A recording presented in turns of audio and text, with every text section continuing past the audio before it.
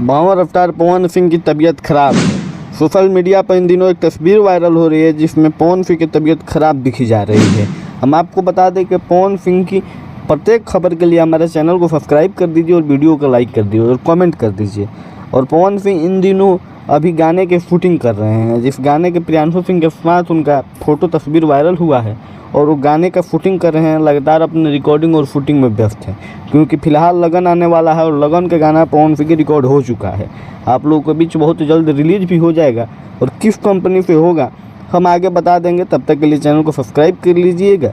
और इस तस्वीर के बारे में बात करें तो तस्वीर किसी सिनेमा या किसी एल्बम का है जो कि सोशल मीडिया पर वायरल करके पवन सिंह की तबीयत खराब होने की बताई जा रही है और फैंस को गुमराह किया जा रहा है। तो ऐसा बात नहीं है, आप लोग एकदम निफिक्र रहिए। पवन सिंह को कुछ नहीं हुआ है, एकदम फेक तस्वीर है, ये शूटिंग और फिल्म की तस्वीर है। अभी पवन सिंह एकदम स्वस्थ है, मस्त है, अपने काम में बिजी और लगातार वो काम कर रहे हैं। और बहुत जल्द लगन के गाना भी आने वाला है। लगन के गाना जब आएगा तो आप लोगों को अपडेट दे दिया जाएगा इसी भी न्यूज़ चैनल से।